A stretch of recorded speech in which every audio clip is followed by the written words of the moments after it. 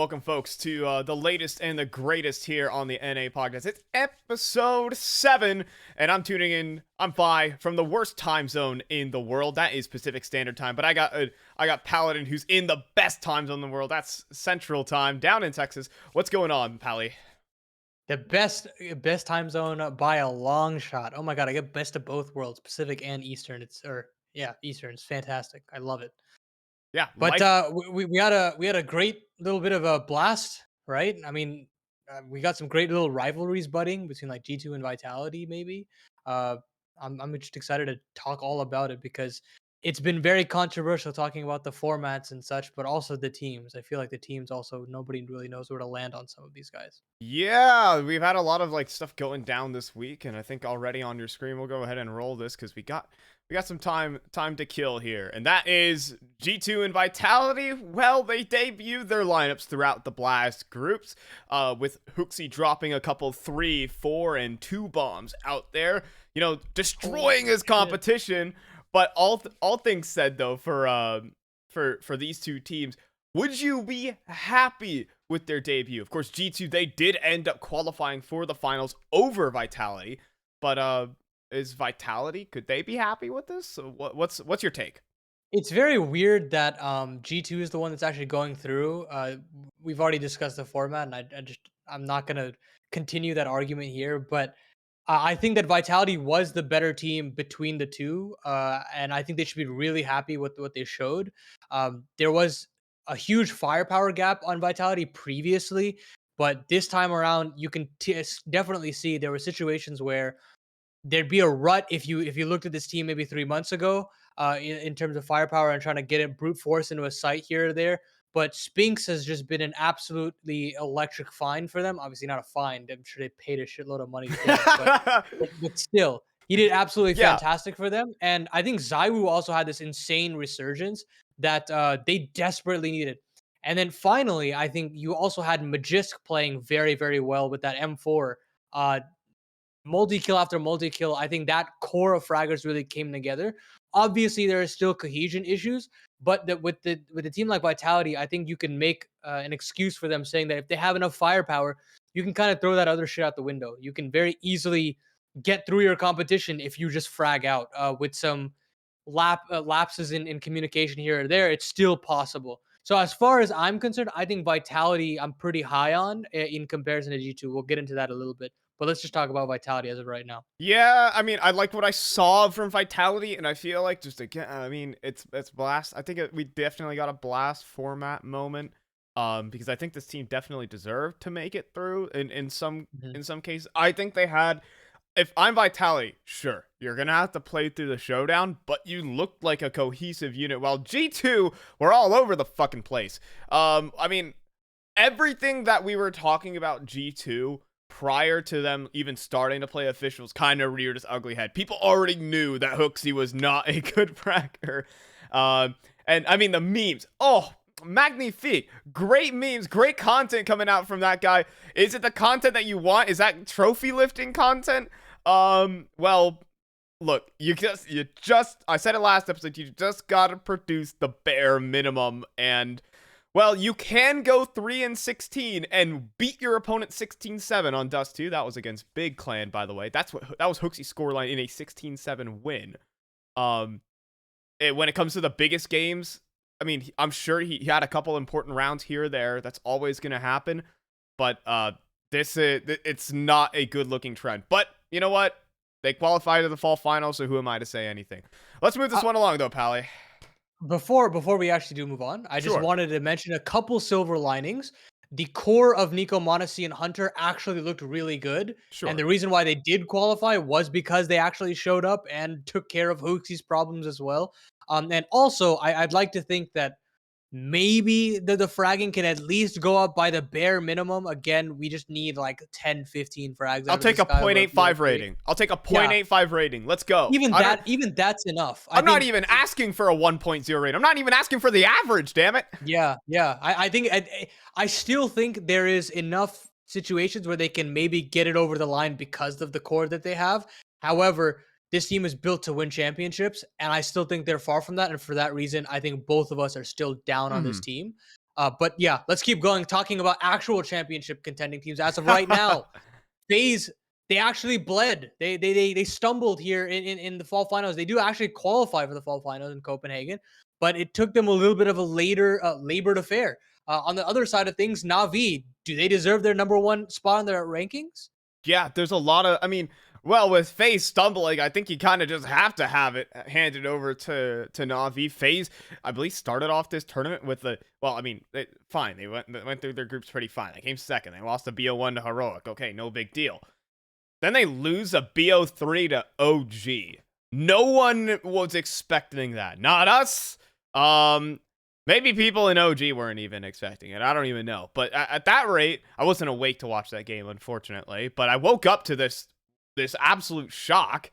And then they even, okay, they have to go through the last chance qualifier. No big deal. But they even dropped a map to Astralis, who, okay, guys, I swear, they topped their group. They gotta be like the best team, right? I mean, Astralis still were definitely a weaker team going into this, but FaZe, I would not ever conceive that they would drop a map against, I mean, the Astralis that is, admittedly, okay, they're looking okay, but this is a FaZe clan that won 3 S-tier tournaments last season. This is, quite different, and I feel like, I mean, we're gonna have to see a little bit more from FaZe before I say anything just yet, but this is already a worrying sign. What this whole bit from the fall groups has told me is that their ancient is weak. They dropped it against OG and they dropped it against Astralis as well. They don't look very good on this map. And I think the reasoning being is you've kind of have a couple band-aid scenarios in their past where they're winning a lot of these ancient games through like sheer clutching out of their asses like so many times, where their CT sides actually look like they could crumble, but you'd have some electric clutches from the likes of Brokey, and even in both of these maps, he had some crazy ones as well. But that in and of itself, when that aura of a specific map has been dissuaded, that's when it's going to get punish picked like crazy. And I don't think that they have understood the fundamentals of that map well enough for them to cover it up for as long as possible. I think it's going to come back to bite them. The reason why that OG series was so weird, though, is they dropped Inferno. And I think FaZe is the best, if not one of the best Inferno teams in the world. I mean, I think the mid-round calling from Kerrigan has always been stellar, and it's just allowed players like Rops to be an absolute stud on lane side. You have Twist as a fantastic both have player. Brokey's always a safe pair of hands. And I mean, you expect them to win Inferno 10 times out of 10, especially against a team like OG. I mean, obviously, it's essentially 3 maps that they lost across the course of this event. I'm not gonna say it's like worrying, but it's like that little seed in the back of your head that says, okay, maybe something is a little off here. To me, right now, Na'Vi is the team that is informed, though, like 110%. The system that Blade has created here is absolutely phenomenal, allowing an academy player like Headtrick to just step into this lineup and absolutely crush it and actually look sustainable in some sense of the word. Should tell you everything of what Blade has created here. And for that, I have to say hats off to Na'Vi. To me, they are the favorites to actually win EPL. And I know that might sound a little controversial, but I think that they are. Just the early signs speak a lot of dividends over to Na'Vi. Yeah, I mean, I'll give you the, I mean, FaZe dropped Inferno twice during the Blast Fall groups. True. Once against Heroic as well. I mean, they washed Astralis on it. 16-9, but other than that, it was shaky from FaZe. And Na'Vi, I mean, complexity are back, baby. But as much as I want to say that, Na'Vi are still looking mighty fine. On to the next, though, OG. We've already talked about them taking their series victory versus FaZe, and then they proceeded to take it to the house and make themselves at the top of the fall groups. I mean, they're like the best Blast Premier group stage team ever. I swear they upset them all the darn time, and they've done it again here. But it feels like always these stints with OG have never lasted. Is there something that's going to say that anything's going to be different here, Pally? I mean, a fall finals appearance is always great. To me, the confirmation of whether or not this team is the team to beat is if they win Melbourne. I think that is an expectation for them at a team of this caliber, and it is an assumption. I hope in their eyes. I've seen Flames as well, and in the interviews is saying he's expecting to win this tournament, and I think that that's the mentality they should go with. Hmm. But as of this tournament in particular, I think you saw how good Dexter can be. Shout out to our stonks from last week. Ayo. Great picks. But that in and of itself is a great sign. But it's always going to be what can supplement OG's firepower, and that is always going to be Neofrag, and that's always going to be looked at Flames as well. Flames stepped up in this tournament. Neofrag had spots, but I think that he needs to be as consistent as possible for this team to actually do damage. It's also one of the big bright spots as to why they went deep at spring, right? So I think Neofrag is the key piece for this team. I think For sure. Dexter and Flames will be able to output consistently, but it's Neofrag that is this true wild card for me. Yeah, I'll add in one extra point to this, and that is I think Neofrag, even then, yeah, they needed him to produce a little bit more. They were bailed out. They were bailed out just a bit by some big individual moments. Flames Dexter really came to play. And I mean, so the newer additions, the polls kind of sat at actually the bottom of the table. To kind of also illustrate how OG's performance was throughout this event, none of their players were in the top 8, despite coming, in the top cut of teams. None of their players were in the top 8 ratings wise, which, I mean, you can say it as you want. It's like, oh, it's a cohesive unit, but realistically, the performance was still a little shaky despite getting the win. Of course, getting the win is more important for this team than, putting up a strong result. They're an underdog, of course, but they didn't say like, yeah, we're definitely the best team in this event. And according to Blast, courtesy of Snappy's Twitter, they're the 3rd best team in the world. Oh man, that is such a ridiculous ranking. I mean, we could talk more about ridiculous rankings with Astralis. Hey, they're third on the HLTV rankings right now. But they finally lock an RMR spot through one of the hardest, I think, out of all 4 of their tribulations. That one was probably the most difficult, and they bomb out of the fall group. So we talked about this last week. It was our headline, it was our thumbnail, and all of that. But what can we say after they've essentially completed 2 different events now out the gates? What do we think about this Astralis team? They're the exact same team they were prior to the player break. Carried by Blame F. They're just carried by Blame F.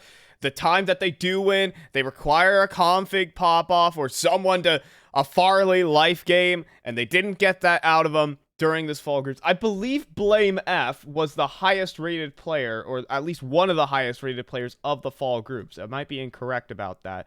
I am very incorrect about that. Excuse me on that. But Blame F is still one of the highest rated players in general in all of Counter-Strike right now. He was the highest rated player for his team. Yeah. And then everyone else is just bottoming out. Like, Blame F is just head and shoulders above everyone. Call him Bait F if you want. But the thing is, the rest of the team just has not been able to back this guy up. And the problem is they're just not the supporting cast. It takes some, a player to really just step out of his own shadow and take over a game to get themselves the wins, rather than I really was able to outstrat everyone here. It again, and the wins were just never convincing here for Astralis. Never just a dominant, clean, easy victory. Tough. The problem with Blame F is like he's not a player that can kind of carry you through like individual situations. He's kind of the guy that will output you a shitload of frags, and you need to have closers on your team. There are no closers on this team. There are no openers on this team. You look to config, and he was below Farley on the table. He had a 0.97 rating in the tournament. So actually, it was Blame F with a 1.1 rating, which already for his standards is on the lower side. Yes. And then you have to go fly down the list, down into the negatives, and then it's Farley, Config, and Glaive all grouped together, hovering around the 0.99, 0.95 mark. Right. And that just can't happen. You don't have openers. You don't have closers. And I think that's a huge issue. And that's where you get a lot of, bait F. But that's not his role. He's not supposed to be in that situation. Anyways, the round should be over by that point. So I think that structurally this team needs a lot of work, and it puts a lot of unnecessary pressure on Blame F's shoulders that I don't think that the community actually gives him enough credit for. But let's talk a little bit more. Just well, actually, you know what? For the sake of overtime and actually having stuff to talk about there, we're gonna leave the RMR For conversation sure. and the MOUZ conversation to overtime. I don't know if you mind that either, Okay. Fi. That's fine. Yeah, yeah, we can shift it on along. That's plenty of content to go ahead and overview and all that good stuff. But as time begins to wind down, any final thoughts on what we saw at Blast? Give us a word. Give us a word here for our Blast fall groups. How about it? I'll give it a solid 6 out of 10 in terms of tournaments. Like Okay. the production was good as always. We had some good best of threes. Like the Navi Vitality game was actually pretty entertaining. The G2 G2? Vitality game Yeah. was absolutely like awful in terms of like actually cohesive Well, Counter Strike. yeah, but it was entertaining. But man, was it entertaining. And I think that in and of itself was super exciting. All the last Gauntlet stage games were exciting in some form or fashion just because of the added pressure. And I think that's what Blast needs in the future, just more high stakes Counter Strike. Yeah. But until then, we'll move on to the best region. Oh, yes, the best region. The region that you've all been waiting for. That is North, and I guess we're going to have to include just the Americas as a whole. Let's go ahead and jump on into it. Because look, Team Liquid happened to make themselves at the top of the table here in the Blast Fall groups. They ran the gauntlet, and they looked really... you know what? This is a PG-13 podcast. I'm only allowed to have one swear word throughout this entire thing. They look convincing as all hell throughout this entire stage. Yakinder delivered absolutely, and I think there's a formula to work with. Do you agree? Yeah, I think we talked about this on previous podcasts. Ever since the inception of this podcast, since episode 1, we were super high on the Kindar move. And we finally get to see it basically reap its rewards. Everything about this Liquid team, we've had a lot of comments in our VODs saying that we shouldn't actually believe in Liquid. And I'd say, screw you. You don't know what you're talking about because the results speak for itself. I have a chip on my shoulder because of this, because I love Liquid and I love what they're doing with this Yekindar move. And it just made so much more sense. Like they absolutely battered through the competition. Even like although this overpass and Mirage game against NIP were labored, it was more so trying to close out these games that was the trouble. And that's always going to be in the Liquid DNA. But the fact of the matter is there were so many great ideas put on the table there. There were so many good ideas that came to fruition. And even if things didn't go right, they were still individuals that were really on point. You have Elige just back to form, and just having this guy awake is such a big deal. You had Yekindar obviously having just star-studded performances with his openers. OC finally feels a little bit more, how do you say this? He's just a bit more proactive, and it feels like he's just more. He takes more initiative, and he feels so much more comfortable. And although he's not getting like superstar numbers, he doesn't need to when you have a Legion Yekindar on your team, and even a NAF on your team, who's had some insane clutches of his own. So, to the people that say Nitro needs to frag, I don't think you need him to frag when you have these 4 players on your team. If you have that synergy with Daps, go on ahead. Make these defaults look as crisp as possible. Make these EU tactics with Yekindar at the helm as well work as best as possible, and make the team as best as possible as far as tactics are concerned. So if that's what Nitro's role is on this team, then who cares? Yeah, you know what? Nitro Frag's better than Hooksy, and that's all I care. This team's just this team could just comparably be said they're a better version of G2. Well, of course, G2 still has definitely some widgets to work through, but like the pieces that you have here on Liquid have always been solid. Even then, Elige had a pretty good tournament to my eyes as well. Definitely had a couple maps where he saved TL. OC was, he's really starting to capture that extra salt form that he was in, where he is just relentlessly consistent. And that is what you need to be a top team, is just hitting that level of consistency. It's not just like he's proactive, but he's always in the right spot at the right time. And that has to also give credit to the Liquid tacticians and how they utilize this player, because they've finally Liquid have a centerpiece opper. Just consider this storyline that has been for Team Liquid for since 2018, since they weren't with JDM. They've never had a real primary opper, and now they finally do. Elige and Nav finally have, an opper to center themselves around. Now this is where Liquid, I think, can begin to take off a little bit. Well, I'm not going to go ahead, as much as I love Huff and Copium on this talk show, I'm not going to say that they're going to take this one all the way to the house, but I expect a good performance out of them in EPL. Moving this one along, though, of course. We got EG and Complexity, though. While their campaign over there in Blast wasn't as fruitful, it still looked pretty decent. How about it? Yeah, I think we should be happy with what they showed. I think they'll look solid at the Americas RMR. EG in particular, we actually saw flashes of Breeze and Cirque for like the first time in ever. And I think the big issue, and I think Moses brought it up a couple times on the cast, where he was saying, you never even got those flashes out of those players ever. They were just absolutely silent. And actually having that potential is insane. Like that is just insane to have that happen. I like the promise that I'm seeing from them. I would say that if you consider EG not favorites to qualify to the RMR, I think that's a little bit too negative. I don't know if they're actually going to qualify for the major, but I think that we've gotten enough from both of these teams to say that hey, progress is being made. Yeah, I would say that on that frame as well. For the side of Complexity, I mean, a win is a win, and at least a decently competitive series against OG. There are definitely some things to work on, that's for darn sure. Especially their overpass, which was just against OG. It was quite the fumble, to be said. All things said, they did lose both pistols, and it's never fun getting off to a bad start when you're already down 11-4.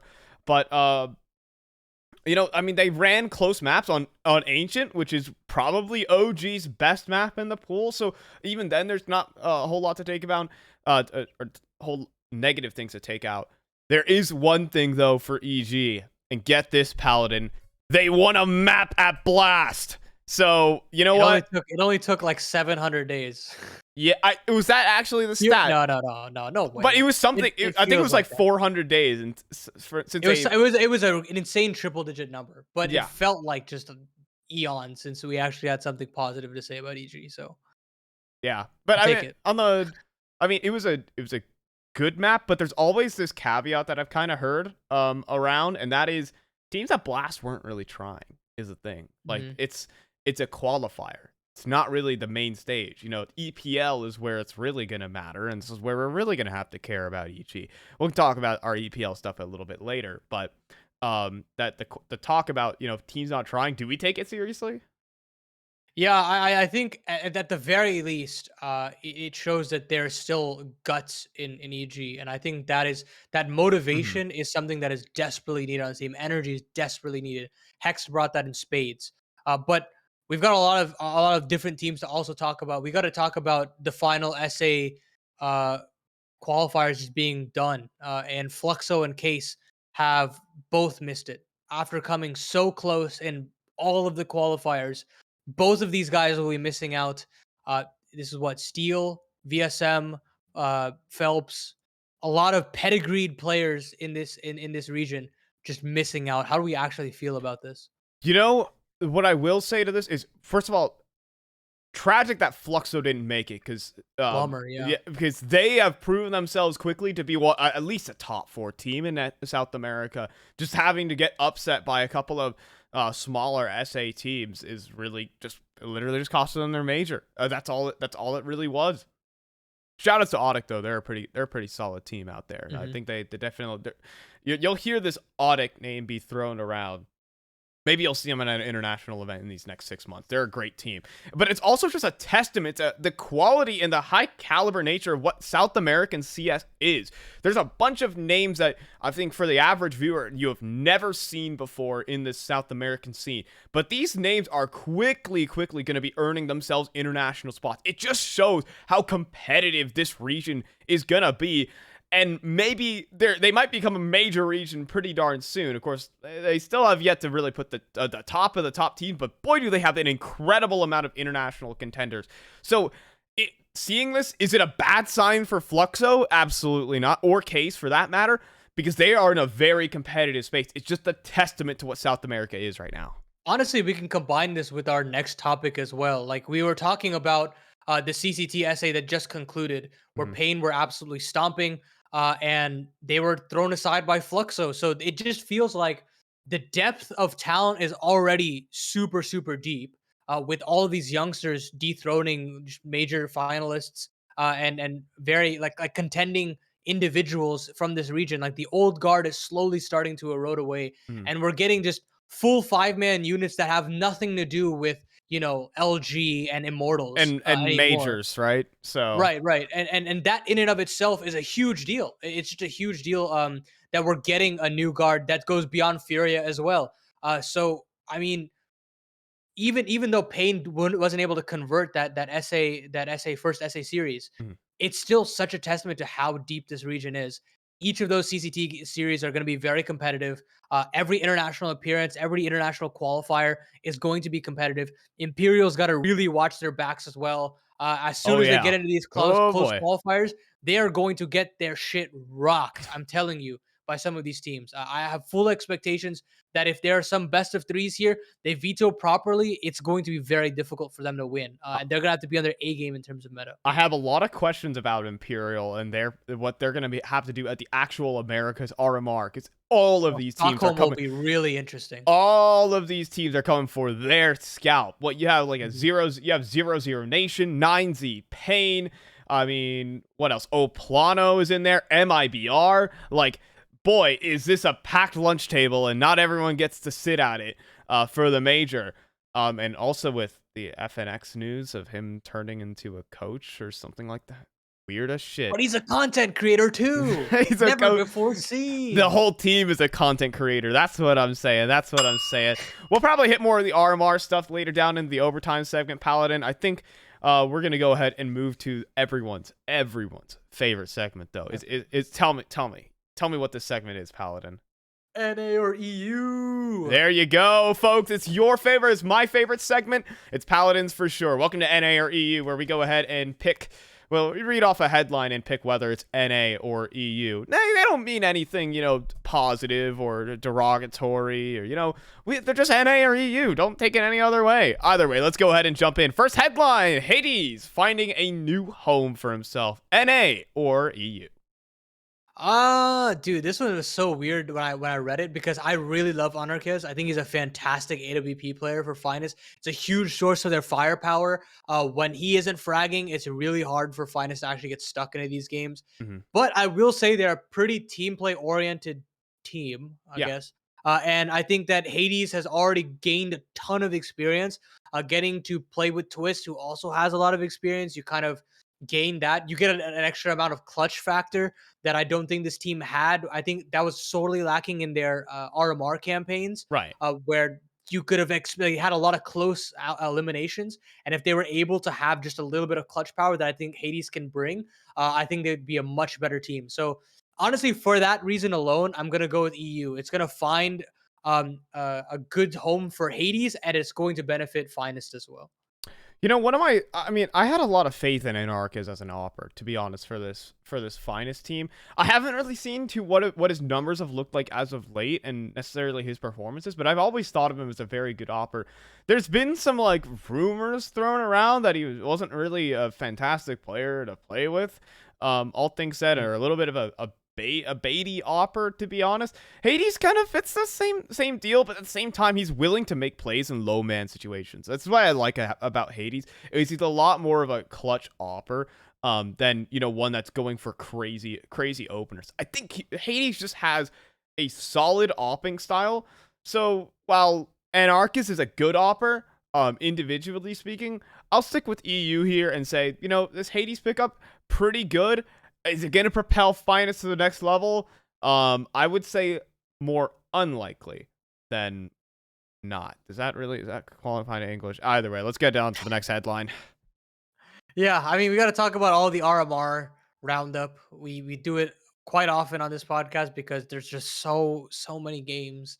But we finally figured out a lot of the qualifiers. We have, I'll just list them off here. The ones that are big here: Saw, One Win, Heat, Gamer Legion, Eternal Fire, Ecstatic. How do we actually feel about this? Considering the teams that are not on this list, Fi, is it NA or EU? So I'm gonna go ahead and part of the RMRs is just having the glory of a bunch of underdogs. And well, some of these teams are going to get dunked on, without a shadow of a doubt. But I do love seeing a good miracle run, especially like I'm here for the storylines, all right, Paladin. Like, you know, Counter-Strike is Counter-Strike, but we watch the RMRs to see the underdogs make it to the major, right? And see that passion of Counter-Strike. Bad news Eagles. I'm talking about you. So I want to see that happen, and I'd like this set of underdog teams that we got going into this. I'm gonna go ahead and put up an EU for this. Honestly, man, you actually persuaded me a little bit here. I like the little bit of an underdog angle here. I'm gonna go Mm. with EU, and the reason why here is I'd like to talk about Gamer Legion. They have an absolutely new lineup. I believe they hadn't even announced the roster and they qualified for the RMR. You got Shuhei finally getting some kind of plaudits he deserves. Out of all the players on the MOUZ NXT lineup, he was easily the most underrated in terms of actual cohesion and bringing that 5-man unit to look as good as they did. And now he's on a team with some tenured players and he's getting a lot of credit. So good on him. As well as Acor being a misfit. I mean, I honestly, just this Gamer Legion team is a bunch of misfits, and Mhm. having the opportunity to play against these big teams is a great sign. Ecstatic with the Masonic Corps, we wrote them off. Now they're here. One win Sure. with Deco. We're gonna see Deco on LAN after a Hey long yo. ass time, so that's awesome. And obviously, I'm a big Heat fan. Heat with Jax, potential revenge against G2. Oi Let's oi. see it. Yeah, I'm super excited for that. Let's go ahead and move it on along as we have, some losers in the RMR, and that is Apex, who are bombed out after making, a blockbuster signing to pick up Shox, who might be reaching the tail end of his career. Is his career reaching the tail end? That's also a question that could be asked for a future episode. But what about here now? Is Apex falling out of the major? Is that an NA or is that an EU? They were saving strats for Fragadelphia. I think that's pretty clear at this point. Sure, bud. But I mean, in all honesty, the thing is I think that moving Stiko in particular out of a supportive role to an IGL is always going to be difficult, and doing that straight out of the player break. And I don't think Shox was immediately on this team, like he was signed a little bit in. Probably has me considering that there wasn't enough time to actually make this team cohesive. And for that Okay. reason, they couldn't just frag their way through, because I think personally this team doesn't have enough fragging to just frag their way through. I think they're gonna need a little bit of time to outbrain a lot of people, and also bringing in Cuban as well. So I think that this sucks because Shox has to suffer because of it. Yeah, I mean you're hovering the right symbol here. It is our Lord and Savior Stewie here. NA from me, because I hate when records fall apart. I mean, this always was a fun record. Mhm. Shox always found the way to make it happen, and it sucks that he's got to have that streak broken. Yeah, for me, however, I actually think this Apex team still has legs to it. Now, I'm Agreed. ready to be proven wrong in about 3 months or 2 weeks when they make it over to Fragadelphia and get eliminated by LGG Snake's Den. But for those, if you Voltage know, is coming. if you know, you know. But anyways, I think this team actually has some room to grow. Now they missed the major, damn tough. But I think there's a lot this team can compete for. They do have to battle it out through a couple of open qualifiers, though. Paladin is the biggest thing before they can make it back to their old form. So once they start making close, they might have the chance to make an appearance at some of these international events. I think this team still has some room to work with. Not a very underrated offer. I'm actually going to go with the EU here. I'm going to go against the grain. Yeah, I think there's a lot to offer about them. I'm excited to see their progress. I hope it does more than their previous lineup. But the Asia RMR, not necessarily talked about all too often, but Tai Lu, surprisingly, through their Chinese qualifier, came dead last of a four-team list. I believe it was Lin Vision, Wings Up, Tai Lu, and Rare Atom, and they came dead last. Super abysmal scenes for supposedly the top dog of the region. So what do we actually come away from this? Is this NA or EU for you, Fi? I'm calling NA and EU. I'll just say EU just cuz I like to see this region shake up. This region is starting to really evolve where these players are moving. I mean, finally we're getting new players in this team, people that aren't being recycled. I mean, it's no longer just Ben, Ted, and friends just running every single international tournament as they have for like at least the last 4 years. At least have the Tai Lu brand until Ben Ted went on his little expedition and got benched professionally. So I'm going to go with the EU here just because I love seeing this region shake up and look great. New talents on the horizon. I think this Asia and Oceania region still has some more to give. Competition breeds excellence, and that is always the motto that I like for these smaller regions, because now you get the chance to see Rare Atom in the big leagues. Getting to see them on LAN as much as possible is so exciting. I think that they are deserving of the best team in China right now, 110%. They've been working, I feel, harder than Tai Lu as of right now. At least that's what I'm seeing in the server. It's EU for me 100%. I thought they were always going to be the better team. It was just a matter of when they would actually show up to these lands and get the opportunities. But let's keep going. Yeah, let's keep moving on, guys. Let's keep moving on. Thoughts? Yeah. All right, moving on. Azervo's Gratisfaction adding themselves into Encore, I guess more or less team that's trying to break out of the Oceania scene. There's a couple of teams bouncing on with X Order as well. Save Australian CSGO, and Azer and Grat are here to do it. Do you call this NA or do you call this EU? I'm gonna say NA because, man, I wanted Azer and I mean I honestly just Azer. I'm kind of meh on Gratisfaction, but I want to see them have a crack on an international lineup. I think Azer's got a lot to give for the game. He's done enough in his time with the whole 100 Thieves core that he's proven that he can bring up a core pretty well. Mhm. And if you put the right pieces around him, he can get the job done. I just think the Encore lineup is a bit too far below his stature. So NA Yeah, for me. you'll call it NA. I think, believe it or not, I mean, Grat's going to be in a rifling role, believe it or not. Don't forget Interesting. this. I mean, at least from my knowledge, I mean, no, that's not confirmed, but Sterling is still on the team, and Sterling is by far and away the best Oceania opper in the last 5 years.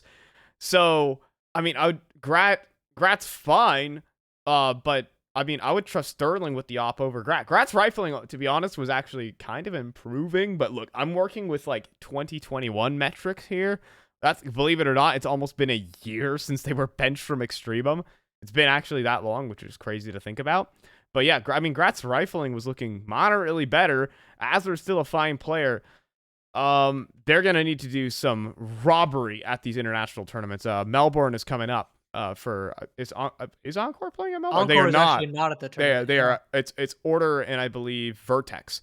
Vertex, correct. So, I mean, I'll say EU, but I don't. They're gonna have to make some sort of crazy run to get themselves into some international event. I think they have the ability to dominate again.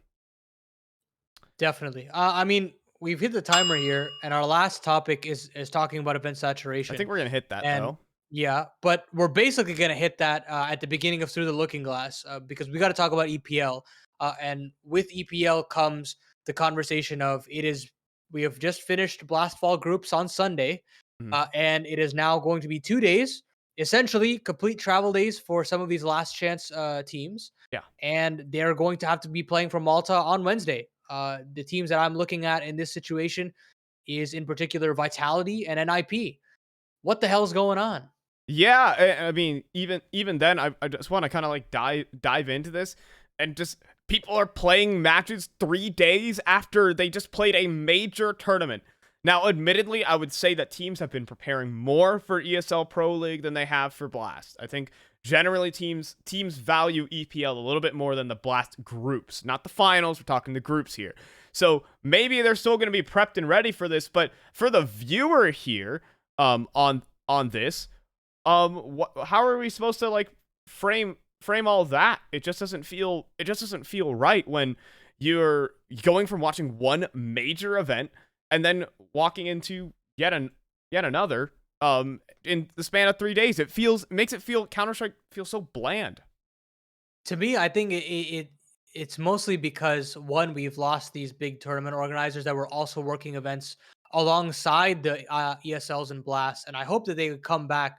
Obviously, the situation right now in the world is forcing some of those important tournament organizers not being able to actually be a part of the circuit. But I think the bigger issue that I have is I think that ESL Pro League in and of itself is an outdated tournament and an outdated format.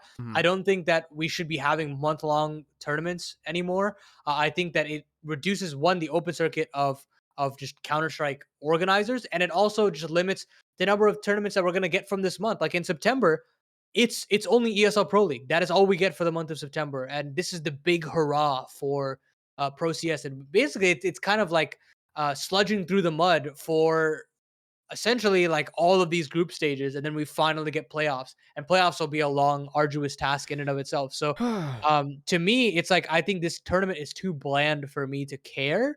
Mm, Obviously we'll still be watching it, we'll still be giving you the previews and all that good stuff, of but course. for the average viewer, and to me, in some senses of the word, it can get a little bit exhausting. Mhm. As a longtime Counter-Strike fan who's watched so many seasons of EPL, it feels like it's lost the sort of homeliness of an EPL, because you're having incredibly high tier matches like Navi versus Vitality in a group stage, which just doesn't really sit right with me. Why don't we save those for the playoffs? Why? We've literally had like these S tier matchups going for the last 2 weeks at the Blast Fall groups, right? We just see this over and over again. It loses that sort of special flair. Sure, I know you're not going to get the highest level teams if we just run, our old format where you play these regional EPL leagues with like EPL North America, and I get to watch Ghost Gaming stomp on Cloud9 with Fluxo and Golden. But you miss that sort of like the special moments of it, and instead are just like cashing out on, big fan bases and #1 team in the world, right? In a group stage. It just doesn't feel right. Bring it, run it. I mean, it just missed that style. Sorry, I just went on the nostalgic tirade there, but you kind of get the point. It just doesn't feel special. That's why And I it's feel like, like the calendar's been saturated. yeah, I have to agree. Like, there's certain matches that just don't matter. Like, they don't matter. Even if it is an S tier game, it Navi versus probably won't matter. Vitality, Simple versus ZywOo, guys. It's like, but it's a group stage. No one really. It's like everyone else is probably gonna get dumpstered on. Wait, that's actually one of the topics we want to talk about. Yeah, let's So, talk. Let's talk about the favorites. Enough crying about our boomer tendencies. But I'm 18 years old, by the way. yeah, yeah. Anyways, But Navi and Vitality are the favorites, I'd like to think. And it's going to be a tough road for the other teams, but I think that I think it's pretty safe to say that both of both Navi and Vitality should feel really comfortable to make it through. Don't you think? yeah, I mean they should. There's always going to be like, I think we'll dive into a little bit more, but it feels like this group has just kind of been obviously set out. We're just going to go ahead and plug a bunch of, I would say, tier 1 teams. Now, everyone says like tier 1, that's only reserved for FaZe Clan and Navi. These teams are tier 1. They compete in all the S tier tournaments. They make playoffs in these S tier tournaments. And the rest of these teams don't even play in the S tier tournaments except for Spirit, who actually looked pretty good. And they could be some weird upset team if NIP keep being the most mediocre team in Counter-Strike Global Offensive. So, I mean, they set it out to be obvious. Is there anything that would say that there isn't? There's got to be some teams. I mean, I don't even think this is really a topic because Simple and Vitality feel pretty strong. But I think the bigger conversation point is kind of a segue into the best of the rest, Mhm. and that's Fnatic and Spirit are kind of expected to do well. Endpoint, I think they've got a lot of good pieces, but I think Conference was kind of an overperformance. Um, and it's great that they're going to get a lot of experience from this run through. With all the pedigree of teams that are here, they're going to get a lot of experience to try to come back. But Fnatic and Spirit, I'm excited to see how they're going to actually fare. Fnatic had an arduous time through the open qualifiers, Mhm. and I made a video on Fasher as well. I thought that he was kind of so far in the open qualifier stage, and I don't think they're using him to his fullest extent as of right now. So I think there's still a little bit of like working for Fnatic to really iron out how they want to play their team.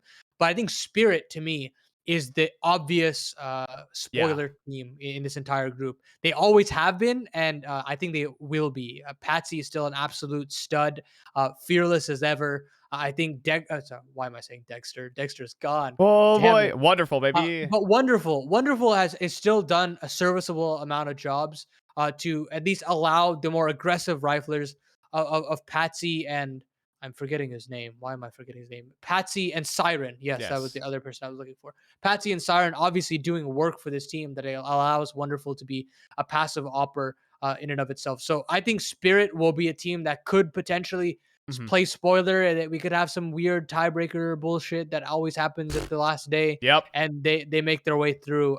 I think it's definitely possible.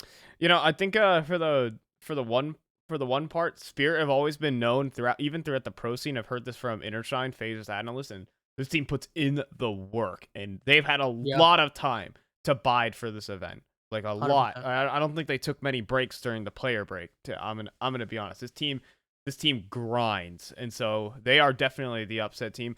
Fnatic can come out of nowhere. I could see them stealing a series or two from one of our so-called favorites and make some weird tiebreaker scenarios. That's my shout. I'm gonna shout Fnatic, even though you said Fasher wasn't producing. Wait until you see the STONKS section of this. So anyhow, now for the kind of the final topic here in Through the Looking Glass, and that is it finally a wake-up call for teams to start getting into their groove? Are we fine? Is this now the advent of Tier 1 CS, since we had the big asterisk on Blastfall groups just being a qualifier for the main event? You want to get as deep in this tournament as possible. The problem with ESL Pro League, it's a blessing and a curse. If you go deep in this tournament, you get so much experience and so much prac time and so much official time that you get so much momentum going into the next tournament. You see that with a lot of the teams that came out of EPL 15. They obviously did better in terms of momentum moving forward. I think that's the same thing here. If you make the playoffs in this tournament, that is a boon in and of itself. You move forward after this tournament, we've got the big dog tournaments on the horizon. You got the showdown to qualify to Copenhagen Fall Finals. You got the RMRs. You got the major itself, all just around the corner. And then immediately after that, you jump straight into the Fall Finals. So there's so many things right now that you would need this momentum. If you don't actually get to play, you're now going to be sitting out for around a month. And at least if you're an OG, you get some prac time with the 3-day event in Melbourne. But even then, it's going to be a difficult situation for them because they're not going to get much prac time. So it's now or never. You got to go as deep as you possibly can here. And there are no excuses in my eyes. Yeah, for same here. Pro League is where a lot of the upsets happen as well. It's where teams define themselves. On a lot of the group stages, we've seen Movistar Riders. Well, I'm probably not this time around, I'm going to be honest, but with their current form. But, teams that are able to pull off just incredible upsets and make deep runs and consistently. I think throughout the start of this year and even last year, we're making upset runs through ESL Pro League. So that's going to give my shout for that. It's time. It's cooking time for everyone in Counter-Strike. That's what I love about EPL. Just, fix your format up a little bit. We have one of our final segments that we're going to try and close this one out, and that's STONKS, where we get to go ahead and think about and review the best players, the players that you think are going to be performing, and we're taking this one from EPL Group A. Let's go ahead and head right on into it, Pally. Hey, before that, we still got to talk about last week's. Last week's was still very interesting. We got to talk about Rez and we got to talk about Hauser, the two players that we picked out. I picked Rez, and let's just pull up the rating while we still can from this event. Yeah, I think he played well. I think he did excellently throughout that event. They did their job. I mean, they qualified for the Fall Finals, and whether or not this is the team that they want to keep having and keep coping is their team, it is what it is. I mean, they're number 5 in the world, so I mean, they must be doing something right. Rez, in and of itself, I think he didn't have the best gauntlet stage, I believe. Let me actually, I don't know why I can't find the statistics here. Give me like 3 seconds. 1, 2. Sorry, but 1.01.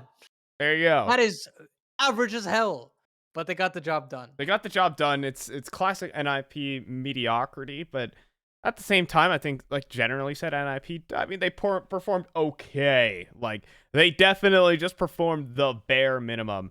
One of the teams. Yeah, they were definitely one of the teams throughout that whole event.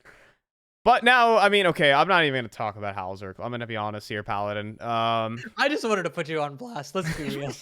Shut the hell up, man. Alzerk, I mean, I don't think he's bad, but look, it's not like they popped off or beat OG. They They came just gotta go deeper. They just gotta go deeper, and maybe you'll have that actually come to fruition. I think maybe Alzerk is I still should good. actually start picking like reasonable picks. Like, I should just start picking simple some of these weeks and just start getting these easy wins, dude. This is so dumb. Imagine trying to predict like unpredictable things. That's like anyways, what is your pick for this week though? Because we're talking EPL Group A. What do you got? Talked about a spoiler team, and I love Spirit, and I love Patsy, man. This guy is absolutely fearless. Like this guy, the balls that he has to do as well as he did. Standout rating here, 1.4 impact rating at Cologne. His stats or his rating might not be the absolute fantastic cream of the crop since this is what you're looking for from a superstar. But this guy opened up bomb sites like nobody's business. He made this team look absolutely deadly. He was the 15th highest rated player Mhm. of all of Cologne after coming 9th to 12th. I've got a lot of plaudits for this guy. He's only 18 years. He's got a lot to give in this game, and he's got a lot more to give. And especially at EPL, I think that he has the potential to play spoiler to all of the big dogs in this tournament. Yeah, I mean, Patsy's still even coming into Cologne, they were actually quite hyped up after a couple of pretty solid performances prior, especially at the major. So shout outs to Spirit. I think that's definitely a reasonable pick, and if they could, I mean, with NIP looking as just like mediocre as they can, and Vitality struggling with a little bit of inconsistency, there is definitely some room for the guys over at Spirit to maybe weasel something in. For myself, however, I went ahead and decided to recycle a pick from this week. I went ahead and selected Fasher from Fnatic again. And so one of the reasons that I picked up Fasher, I actually liked his performance in the open qualifier, believe it or not. I think he was performing up to, I mean, standards is what I'll say. He is a mad fragger, and that's what this Fnatic team needs. I mean, alongside Mezzi, there is serious upset potential behind this Fnatic team, as I feel like they always kind of do during their EPL stages. No matter what roster they're running with, they have a bunch of different just wild. Ran a bunch of wild rosters and almost made playoffs a couple times. So for the guys over at Fasher, kind of keeping up with old Fnatic branding, I'm gonna move with them, even though I literally just got a minus rep in Twitch chat for liking Fnatic. No, I think it's fair. I think I saw some bright spots from Fasher. My problem with him is he got some really difficult roles to handle. I'm talking topside anchor on Nuke. I'm talking B-side anchor on Overpass, and B-side anchor on Ancient as well. These are tough roles, and they're not letting him off the leash as much as I was expecting them to. They're really trying to rein him in. And when they do let him off the leash, he's still been able to perform. And so I'm just hoping that they find that balance of how to actually use Fasher, and Mezzi and Kita actually understand that about him, instead of trying to make him a turret back sights all the time and looking for those 1 or 2 kills, because that's already, I think he looks a little bit uncomfortable. But objectively, this guy still got the mechanics to be a very, very competitive player. So I respect the pick for sure, because it's still a possibility that this guy absolutely pops Mhm. off in their group and they upset their way to a playoff spot. He's a multi-kill machine, and that's I mean, considering he's 26, and Late he's bloomer. still, and he's like, in, yeah, again, late bloomer. He's a safe for sure. I think Fasher's definitely one to look out for, and I'm excited to see him play against some of the best teams in the world.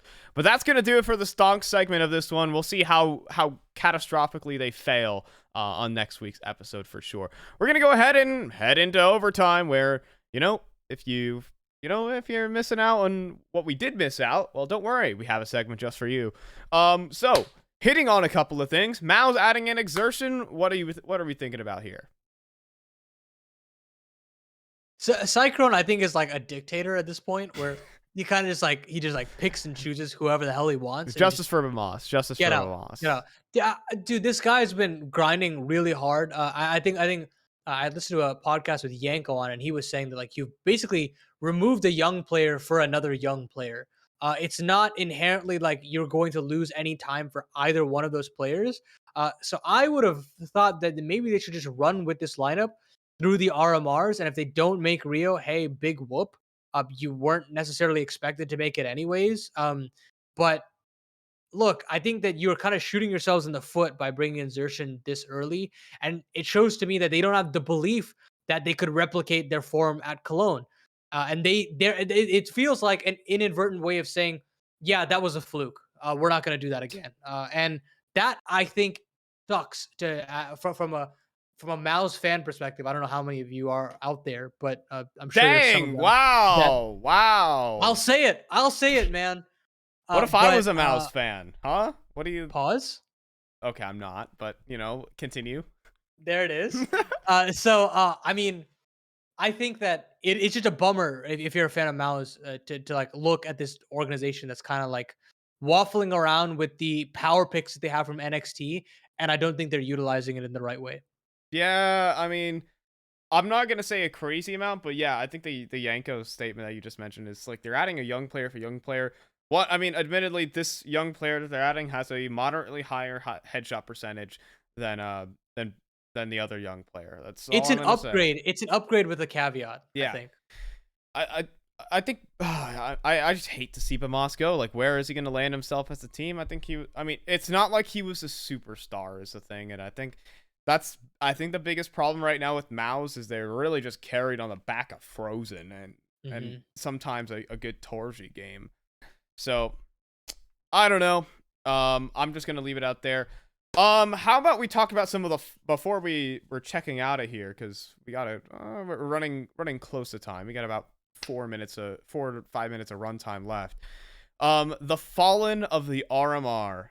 How are we thinking about that one? Oh, I mean, it's just such a bummer that like one loss of a player in Sun Pies for Movistar Riders, they just get absolutely shafted and they don't make it.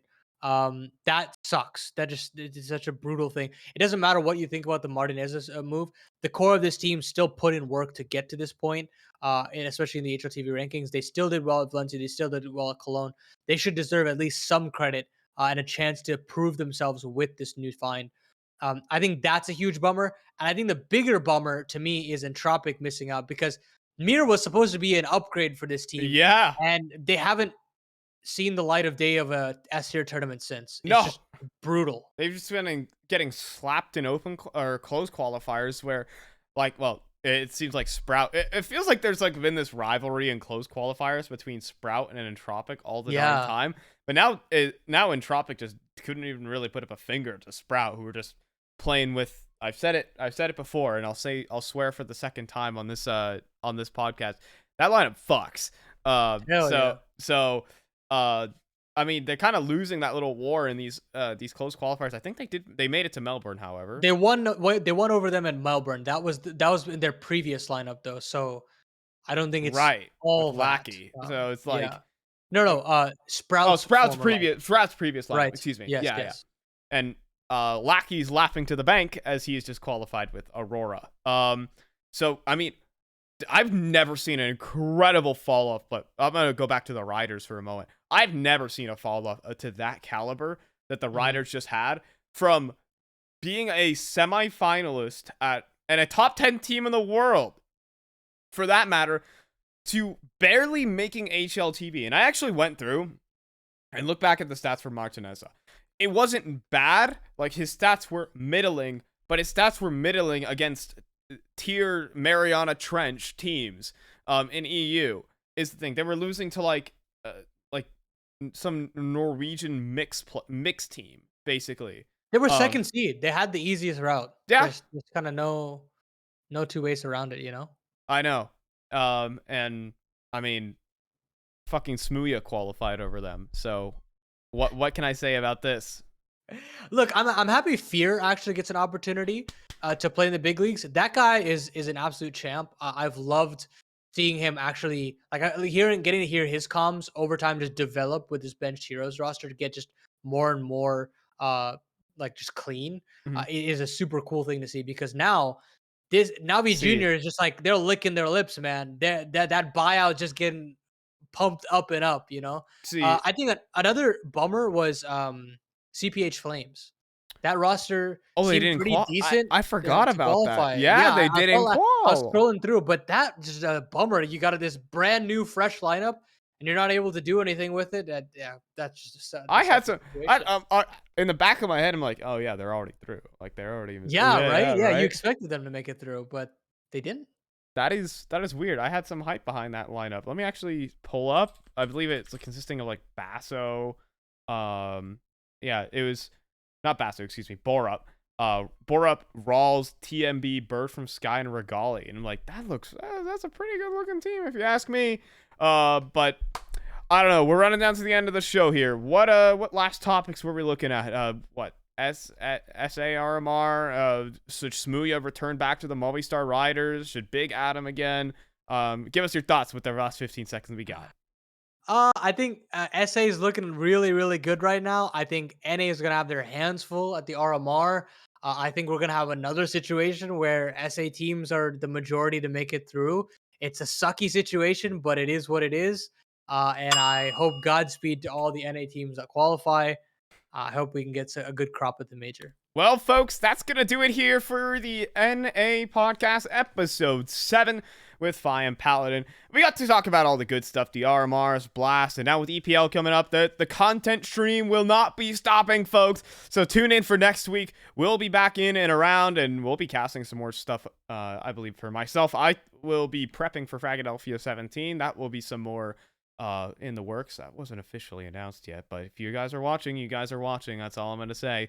Anyhow, folks, thank you guys so much for watching on behalf of myself and Paladin. We'll catch you next week.